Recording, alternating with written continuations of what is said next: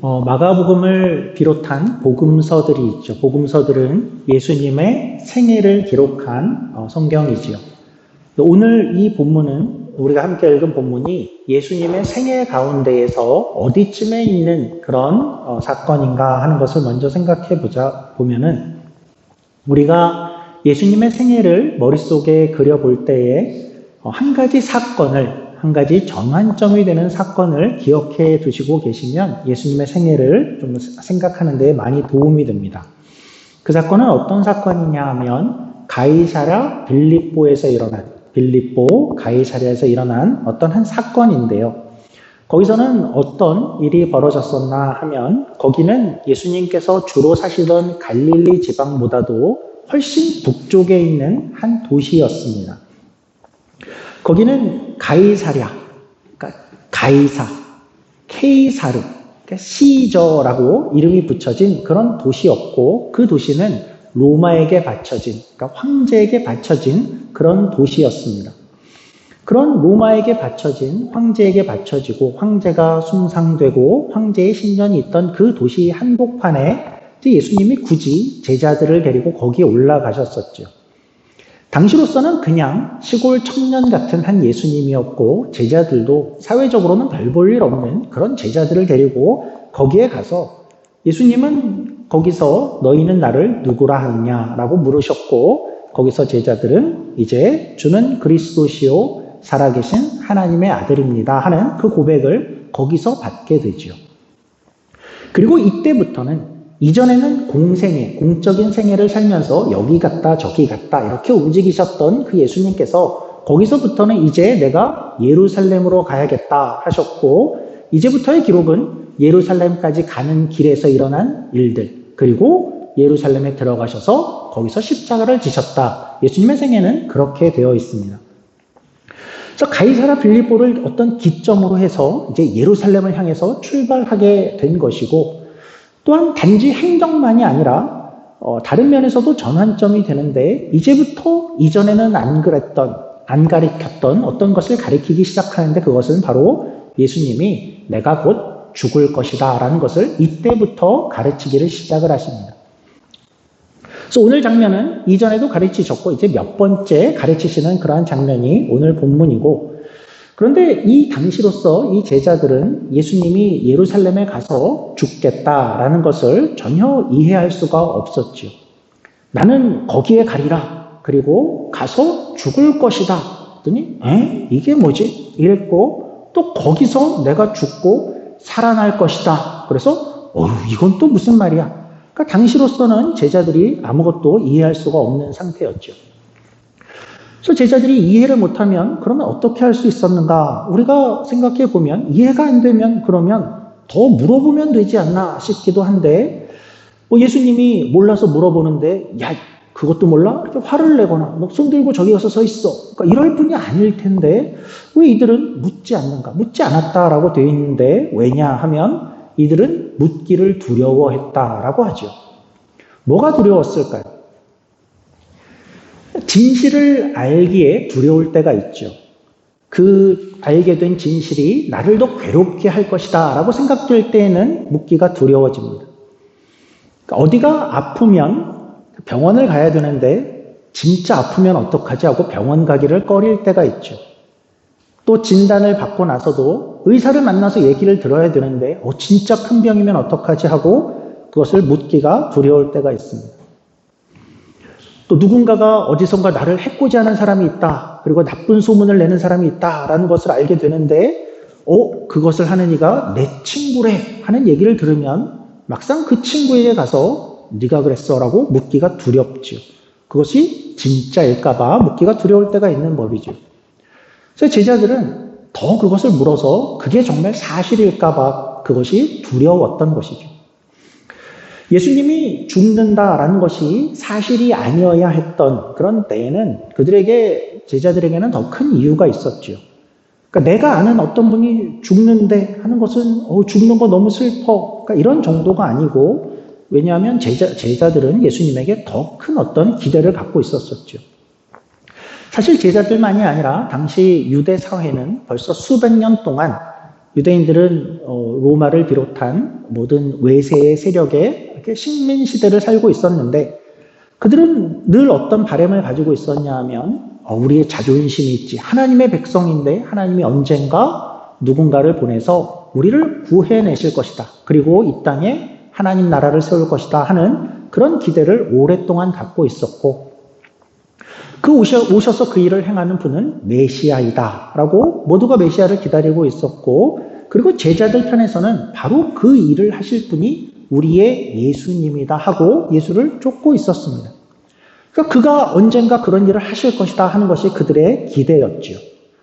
근데 지난 3년간을 돌아보니까 그러니까 3년 정도를 돌아봐서 예수님이 공적으로 뭔가 일은 하시지만 아직까지는 뭔가 적극적으로 무슨 행동을 아직은 하지 않는 것 같은데 그래도 제자들은 이 예수님에 대한 기대를 저버릴 수 없는 것이 벌써 그분의 능력을 알고 그분이 기적을 행하는 분이다. 이 모든 것들을 알고 있기에 언젠가 이분이 마음만 먹으면 로마는 물론이고 하나님 나라를 이 땅에 세우시기에 충분할 분이다라는 그런 기대를 가지고 있었던 것입니다.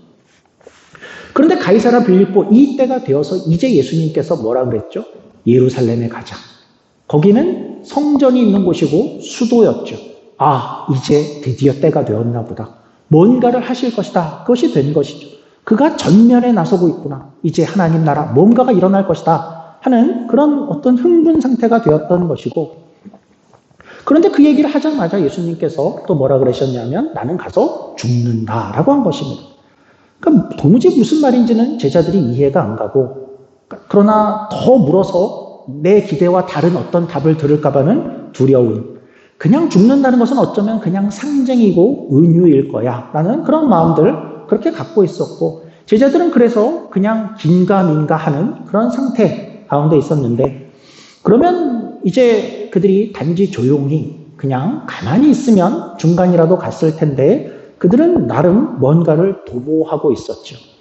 그러니까 속으로만 아니라 감히 예수님께는 이런 얘기를 꺼내지 못했지만 서로들끼리는 자기들의 마음을 드러내고 있었는데 오늘 본문을 보니까 그들이 뭔가를 토론하고 쟁론하고 있었다라고 하죠. 그래서 예수님이 묻습니다. 니네 그 길에서 토론하고 있는 것 같은데 뭘 토론한 거냐라고 묻습니다. 그러니까 그들은 단순히 점잖게 토론을 한 것 같지는 않죠. 그러니까 저 멀리서 누가 봐도 그냥 단순한 토론이 아니라 다투는 듯한 그런 게 너무나 분명해서 오늘 본문도 쟁론이라고 했죠.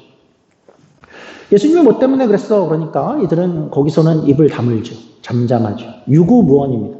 자기들이 잘한 건 아니다라는 것을 아마 직감적으로 알았던 것 같죠. 이들이 뭘 하고 있었는가 하는 것을 이제 나타내고 있는데 보여주고 있는데 이들은 뭘 하고 있었죠? 서로 누가 크냐를 쟁론하고 있었다라고 합니다. 누가 크냐? 물론 키가 크냐? 얼굴이 크냐? 이런 건 아니겠죠. 또 단순히 제자들 간에 지금 이 상태에서 우리끼리 서열 정리를 좀 하자 이런 정도도 아니었을 겁니다. 지금 이 자리에서 조금 높아지는 것이 뭘 얻어먹을 게 있다고 그게 무슨 그런 동기는 아니었겠죠. 이들이 누가 크냐 하는 것을 싸우는 이유는 나중 때문이죠. 나중에 우리 주님이 예루살렘에 이제 간다고 하는데 가서 뭔 일이 일어났을 때에 그때 누가 더 높은 자리를 차지할까 그것 때문에 싸우는 것이었죠. 그러니까 이 싸움은 여기서 그치지 않고 이제 마가복음 몇 장을 뒤로 가게 되면 또 이런 싸움이 등장하는데 거기서 구체적으로 설명하기 때문에 우리는 그 싸움이 이 논쟁이 그런 것 때문이었구나 하는 것을 우리가 알 수 있는 것입니다. 제자들은 아마도 예수님께서 예루살렘에 가기만 하면 종교 지도자들도 다 굴복시키고 또 로마까지 물리치고 어떤 지도자가 되고 뭔가 새로운 세상이 하나님의 나라가 열릴 것이고 그 중에 그러면 우리는 자연히 거기서 높은 자리를 차지할 것이다 라는 기대를 갖고 있었던 것입니다. 그러니까 말하자면 이 제자들의 속마음, 이 제자들의 기대, 바램, 욕심 이것은 거기에 가 있었던 것이죠. 물론 이 제자들이 예수님을 싫어한다거나 예수님을 단지 이용만 하겠어 이런 정도는 아니었을 것입니다. 예수님도 잘 되길 바라고 예수님이 잘 된다는 것은 그들식으로 생각을 해서 뭔가 대단한 하나님 나라를 멋있게 힘있게 근사하게 여기에 만들 거야 라고 생각을 하고 그 덕에 거기서 우리도 인정을 좀 받고 거기서 이 일에 참여한 공로를 우리도 인정받아서 다른 이들보다야, 나중에 들어오는 그런 이들보다야 우리가 더 높은 자리를 차지해야 되지 않겠냐 하는 것이 그들의 마음이었죠. 그리고 나중에 들어오는 이들뿐만 아니라 같이 있었지만 우리 중에도 누가 더 높은 거지 하는 것을 비교하는 것이 그들의 속마음이고 그들이 바쁘게 돌아가는 그들의 마음이었던 것입니다. 그러니까 예수님의 마음과는 전혀 다른 생각을 제자들이 하고 있었다라는 것을 발견하게 되죠. 그러니까 동상이몽이죠. 같은 자리에 있는데 다른 꿈을 꾸고 있습니다. 예수님과 같이 있는데도 불구하고 전혀 다른 꿈을 꾸고 있는 그런 장면을 보게 되죠. 생각해보면 이 현대의 교회 안에도 그런 모습이 있을 수 있다라는 생각을 하게 되죠. 교회들 안에는 누군가는 예수님의 마음과 동일해서 늘 하나님의 나라를 꿈꾸고 하나님의 영광을 바라보고 복음을 바라보고 거기도 오늘도 거기를 바라보며 마음을 쓰는 그런 이들이 있는 반면에 누군가는 교회 안에 있으면서도 누가 나를 얼마나 인정을 하는가? 나는 얼마나 인정을 받을 것인가? 내가 여기에서 얼만큼 높은 자리를 얻을 수 있는 것인가? 늘 나에게 초점이 가 있는 그런 사람들이 있을 수 있죠. 신약 교회 시대에 고린도 교회가 그랬습니다. 우리가 지난 해에 고린도 교회를 살폈었는데 기억하시죠? 고린도 교회 안에는 바울파가 있었고 아볼로파가 있었고 베드로파가 있었죠. 바울과 아볼로와 베드로는 서로 다투지 않았죠. 그들은 모두가 다 동일하게 같은 하나님 나라를 바라보고 있고 복음과 교회를 섬기고 있었는데 그런데 그들을 따른다는 어떤 이들이 그러니까 말하자면 그들의 제자라고 말하고 싶은 그런 어떤 이들이 그 아래에서 팔을 나눠서 싸우고 있었었죠. 그러니까 속마음은 어땠겠습니까? 속마음은 어떤 것이냐면 이 교회 안에 있지만 이 관심은 누가 더 교회에 중요한 사람이냐 누가 더 인기가 많냐 누가 더 일을 많이 하는 것처럼 여기서 인정을 받고 있나 누가 더 공헌을 많이 한 것으로 그렇게 사람들이 보고 있는가 그러니까 온통 나의 관심이 가 있어서 생긴 그런 갈등, 시기, 논쟁이 있었죠. 그러니까 순전히 나에게 집중되어 있는 것이죠. 그러니까 예수님은 말하자면 그런 마음으로 가득 차 있는 제자들을 그러니까 이제 불러 모으십니다. 우리 35절을 보시죠. 35절을 보시면 예수께서 앉으사 12제자를 불러서 그러니까 자리를 잡고 앉으시죠. 그냥 서서 얼핏 할 이야기 정도가 아니어 보이죠. 12제자들을 모두 부릅니다. 이 이야기는 중대한 이야기이고 모두 같이 앉아서 함께 들어야 된다 하는 이야기죠. 오늘날 우리 교회를 부르시는 모습이기도 합니다. 전 교회야, 성도들아, 너희가 꼭 이야기를 기억해야 된다 하시는 것 같고 예수님께서 이제 자리를 잡고 진지하게 이렇게 말씀을 하십니다. 우리 35절입니다. 예수께서 앉으사 12제자를 불러서 이르시되 누구든지 첫째가 되고자 하면 뭇사람의 끝이 되며 뭇사람을 섬기는 자가 되어야 하리라 하시고 그냥 많이 듣던 얘기네요. 그렇게 넘기지 마시고 생각을 해보죠. 그러니까 들어본 얘기예요. 그렇게 말고 우리는 정말 이 이야기를 이해하고 있을까? 또 동의가 되는가? 우리도 이걸 추구할 마음이 있는가 하는 것을 좀 생각해 봐야겠죠. 첫째가 되려는 이들은 뭇사람의 끝이 되어야 된다. 뭇사람을 섬기는 자가 되라 라고 이야기를 합니다. 참 어려운 말인데요. 제자들은 굉장히 어리둥절했을 것입니다. 이게 무슨 말이지? 이들은 지금 마음속에 높은 곳 어떤 것을 한 자리 해야 되는데 큰 자리를 바라고 있는데 그걸 하지 말라는 뜻인가? 어떤 자리 이런 거 너희 꿈도 꾸지 마 이런 뜻일까? 아니면 너희가 지금은 먼저는 끝에 가 있어. 가서 이렇게 열심히 섬기면 나중에 첫째 자리로 끌어올려 줄게 이런 뜻일까? 이게 뭐지? 하는데 이제 이것을 조금 더 설명하는 한 가지 예를 보이시는데 실물 교육이죠. 예수님이 어린아이 하나를 데리고 옵니다. 우리 36절, 37절입니다. 어린아이 하나를 데려다가 그들 가운데 세우시고 안으시며 제자들에게 이르시되 누구든지 내 이름으로 이런 어린아이 하나를 영접하면 곧 나를 영접함이요 누구든지 나를 영접하면 나를 영접함이 아니요 나를 보내신 이를 영접함이니라. 어린아이를 영접하라라는 이야기를 합니다. 마태복음에 가면 어떻게 표현을 하고 있냐 하면 그냥 어린아이 같이 되어라 라고 표현을 또 하고 있습니다. 같은 뜻일 것입니다. 어린아이를 영접해라, 어린아이와 같이 되라. 어린아이는 어떤 뜻일까 할 때 우리 현대식으로는 이런 느낌이 먼저 들 수 있죠. 어린아이는 귀여운 애를 얘기하는 걸까? 귀엽고 약한 아이? 약하니까 힘이 없으니까 도와줘야 되는 그런 일을 얘기하는가 하는 생각이 먼저 들기 쉽지만 당시 예수님 시대, 당시 유대인들에게는 그런 관념보다는 어린이 하면 다른 개념이 있었는데 당시 어린아이는 그러니까 아직 어른이 안 된, 아직 인간이 안 된 어떤 권리를 갖고 있지 않고 뭔가를 주장할 수 없는 그냥 제일 아직은 안 중요한 그런 존재, 중요하지 않은 사소한 존재라는 그런 뜻을 갖고 있었습니다.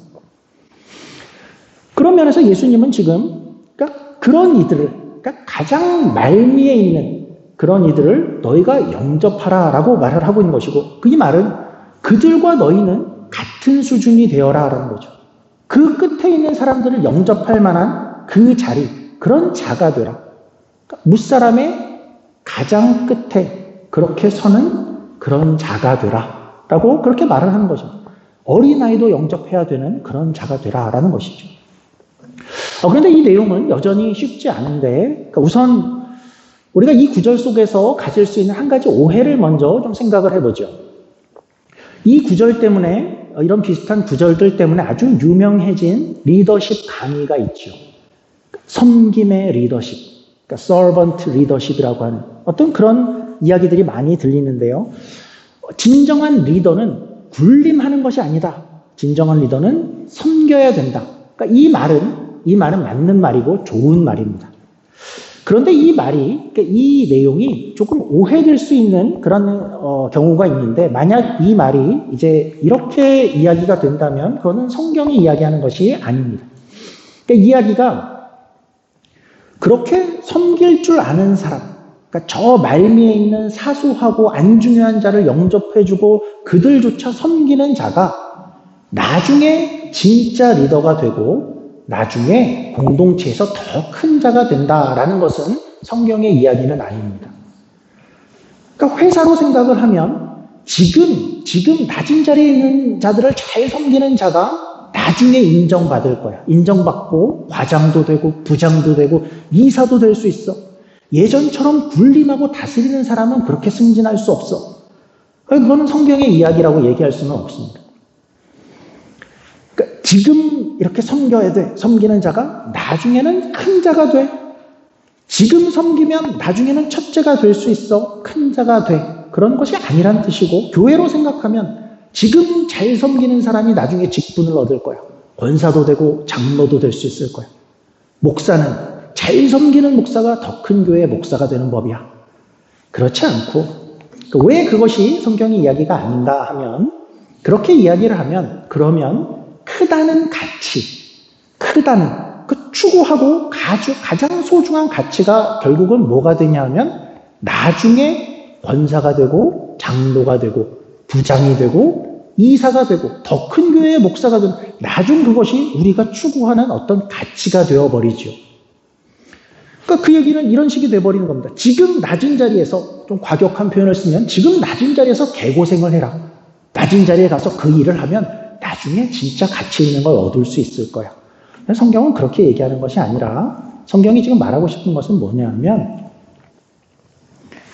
큰 자라는 것, 하나님 나라에서 큰 자, 하나님 나라에서 가장 첫째로 쳐주는 사람, 첫째로 쳐주는 사람은 그러니까 나중에 얻을 어떤 것이 아니라 지금 첫째로 쳐주는 것은 내가 자발적으로 무사람의 끝에 내려갈 수 있는 사람.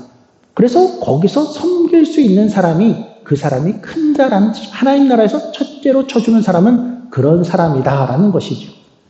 늘 거기서 그런 자리를 지키는 그런 사람이 되는 것, 그것이 하나님 나라에서 가장 첫째로 쳐주는 사람이다라는 것이고 그게 하나님 나라의 백성다운 백성이고 첫째로 인정받는 모습이다라는 얘기를 하고 싶은 겁니다. 나중에 그렇게 하면 뭘 얻을 수 있어가 아니란 뜻이죠. 그런 사람, 그렇게 자발적으로 그렇게 될 수 있는 어떤 사람이 되는 것이 복이다 하는 이야기를 하는 것이고 하나님 나라에서 그런 사람이야말로 큰 자라는 뜻입니다. 그러니까 어렵죠. 누가 자원해서 끝의 자리를 가고 싶어 합니까? 끝에 있는 게 어떻게 큰 자가 되는지도 잘 이해가 안 되고 이것은 굉장히 어려운 이야기죠. 그런데 이와 비슷한 우리가 자주 오해를 하는 내용이 있어서 오늘 한번 좀 살펴보고 싶은데요. 우리 화면을 한번 보여주시죠. 주보에도 기록을 해놨는데요. 산상수훈의 유명한 팔복의 내용입니다. 제가 한번 읽어드리죠. 이런 내용이 있죠.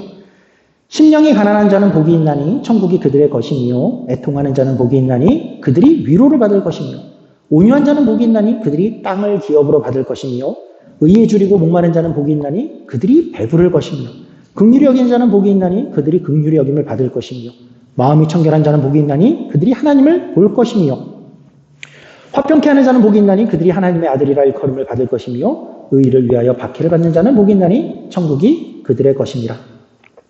또 우리는 팔복을 보게 되면 화면을 봐주시면 우리는 주로 이것을 어떻게 생각하기 쉽냐 하면 왼쪽에 있는 것을 이렇게 하고 나면 나중에 오른쪽에 있는 복을 받는다라고 그렇게 오른쪽이 복이야 라고 생각하기가 쉽죠. 그 말하자면 지금 왼쪽처럼 우리가 고생을 하고 나면 그러면 나중에 오른쪽에 복을 받는다. 감수하면 오른쪽을 받게 돼. 근데 과연 그럴까요? 그렇지 않고 왼편 자체도 복이죠. 왼편 자체가 복이다라는 것을 먼저 이야기를 하는 겁니다. 그러니까 심령이 가난한 것, 그러니까 심령이 내 것으로 다 채워지지 않고 가난해서 주를 찾는 것을 이야기를 하고 싶은 것이고 애통하여 주를 찾는 것이고 왼편을 계속 보시죠. 온유한 사람이 되어지는 것 그리고 내가 의에 줄이고 목마른 자가 되는 것 긍휼히 여길 수 있는 사람이 되는 것 마음이 청결한 사람이 되는 것 이게 복인 것이지. 화평케 하는 사람이 되는 것이 복이고 의를 위해 박해를 받을 만한 그런 사람이 되는 것이 이것 자체가 하나님 나라에서는 이런 사람이 복이다라는 것이죠. 화면 감사하고요.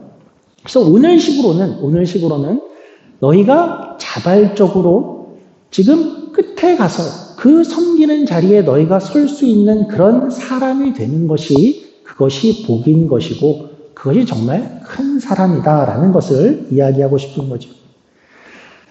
와, 이건 너무 어려운데요. 과연 그런 사람이 있을 수 있을까요? 성경의 인물들은 그렇게 살았던 인물들을 우리가 쉽게 찾아볼 수 있는데요. 성경에 이런 인물이 있죠. 한번 퀴즈로 한번 생각해 보시죠. 이런 사람이 있죠. 그 사람은 살면서 어떤 기적을 행하지도 않았습니다. 늘 평생 어떤 준비만 한 사람입니다. 자기가 주인공이 아니다라고 스스로 말하는 사람이죠. 주인공의 자리에 서기를 스스로 거부한 사람입니다. 사람들이 막 모이고 그를 높이려고 하자 나는 그분의 신발끈을 묶기도 황송한 사람입니다. 그는 흥하여야 되고 나는 쇠하여야 됩니다. 스스로 가장 작은 자리 그리고 중요하지 않은 자리로 달려간 사람이 있죠. 세례 요한이죠. 누가 나를 주목이라도 할 것 같으면 마치 나는 손가락 같은 존재다. 나 손가락을 보지 말고 내가 지칭하는 저 예수님을 바라봐라 하는 사명만 가지고 있었고 내 제자들이 예수님께로 가는 것을 그냥 놔둔 사람이죠. 세상적으로는 뭐 이런 사람이 있어. 하나님은 이런 사람을 크다라고 여긴다라는 것이고 또 이런 사람도 있죠. 성경에 이렇게 이야기를 하는 사람입니다. 그러나 무엇이든지 내게 유익하던 것을 내가 그리스도를 위하여 다 해로 여길 뿐더러 무엇이든지 그 어떠한 것이 나를 중요한 인물로 만들 것 같고 뭔가 나를 가진 것처럼 만들고 나를 높이는 어떤 것들을 내가 가지고 있다면 그걸 나는 그리스도를 위해서 다 해로 여기고 다 밀어놓겠다. 그죠? 그는 가장 최고의 교육을 받았고 가장 높은 자리에 오를 수 있는 사람이었지만 그것을 모두 다 내려놓고 고난의 길을 선택한 사람이죠. 사도 바울이죠. 그러니까 자발적으로 내가 가진 것이 아닌 다른 자리를 선택해가는 그런 사람 하나님 나라에서 큰 자다라고 이야기할 수 있는 겁니다. 우리는 사는 것이 다른 사람이 날 어떻게 하면 존경해주고 좋아해주고 인기가 좀 있었으면 좋겠고 그런 걸 우리는 다 좋아하는데 어쩌면 우리는 이런 걸 위해서 살아가는 것 같은데 그렇지 않다라는 이야기를 오늘 해주시는 것이죠. 예수님은 어땠죠? 예수님은 단지 그 당시에 종들이 행하는, 노예가 행하는 발을 씻는 그 자리로 예수님이 내려가시죠. 우리에게 시켰으면 왜 나한테 그런 걸 시키려고 그래? 그럴 것 같은데 우리는 수련회 가서 멋진 음악을 틀고 그럴 때는 하지만 그렇지 않을 때에는 이런 일을 시키면 그런 하찮은 일을 왜 나한테 시키지? 날 무시하는 것 같아. 분노가 일기 쉬운데 예수님은 거기에 서시죠. 그리고 우리에게 그렇게 하라라고 하죠. 또 예수님은 온갖 능력과 영광을 가지신 분이 십자가의 수모를 견디는 그 끝자리로 가시죠. 우리는 어떤가 할 때 우리와 참 다르다 하는 생각을 하게 됩니다. 우리는 이 교회에 있으면서도 교회라는 곳은 이 땅에서 하나님의 나라가 어떠한 곳인지를 예표하고 상징하고 그것을 세상에 드러내야 되는 그러한 곳임에도 불구하고 이곳에 있으면서도 나는 어떻게 더 높아질 것인가? 어떻게 인정을 받을 것인가? 나에 대해서만 집중을 하고 어쩌면 그 안에서 예수님 곁에서 누가 크냐로 쟁론하는 그런 모습이 과연 우리의 모습은 아닌가 생각해 되죠. 예수님의 삶을 이렇게 공부하고 바울의 삶을 보고 세례 요한의 삶을 보면 정말 훌륭하다 이렇게 우리는 인정을 하지만 그러니 너희도 그렇게 살아라 우리도 그렇게 살아야 된다 하면 나는 못한다 그렇게 분노하는 그것이 우리의 모습이죠. 오늘 말씀은 생각보다 어려운 것 같습니다. 말로 듣기는 그렇게 어렵지 않지만 과연 이것에 내가 동의할 수 있고 과연 내가 이것을 추구할 수 있고 이런 삶을 바라볼 수 있을까 할 때에는 쉽지 않은 그런 이야기죠. 하나님 나라에서 큰 자, 하나님께 첫째로 인정받는 자가 이러한 모습을 갖는다 하는 것을 우리가 기억할 수 있기를 원하고 세례 요한은 왜 그 자리로 갔을까? 사도 바울은 그런 삶을 어떻게 자원할 수 있었을까 하는 것을 오늘도 고민하며 최소한 교회 안에서 제자들과는 같지 않게 누가 더 큰가? 예수님과 다른 꿈을 꾸는 그러한 교인들은 되지 않기를 원하며 하나님께서 우리에게 바라시는 것이 이만큼 수준 높은 것이다 하는 것에 오히려 감사하고 기뻐할 수 있으며 세상과 다른 가치 속에서 이 나라와 이 하나님의 나라와 교회를 함께 세워가시는 저 여러분이 되기를 주님의 이름으로 축원합니다. 기도하겠습니다. 하나님 아버지 감사합니다. 우리가 많이 들어왔던 말씀이지만 과연 이렇게 살 수 있을까 할 때에는 우리에게 큰 도전이 되고 어려움이 되는 그러한 말씀인 것을 고백하지 않을 수 없습니다. 하나님께서는 우리의 세상적인 어떤 가치와 다른 원칙들을 우리에게 들려주시고 있는데 그러면서 세례 요한의 모습, 사도 바울의 모습들을 또한 우리에게 보여주셨는데 우리가 한순간 우리의 마음을 점검하며 또 고민하며 우리가 어떻게 봇사람의 끝에 자발적으로 설 수 있고 모두를 섬길 수 있는 자리에 설 수 있는 사람이 될까 하는 것을 고민하는 우리 모두가 되게 하여 주시옵소서. 그것이야말로 단순히 고생을 하는 것이 아니라 하나님 나라에서 그것이 큰 자이다 하는 것을 오늘 다시 한번 기억해 하시며 함께 이러한 삶을 살아갈 수 있는 우리 모두가 되게 하여 주시옵소서. 감사하며 예수님 이름으로 기도드립니다. 아멘.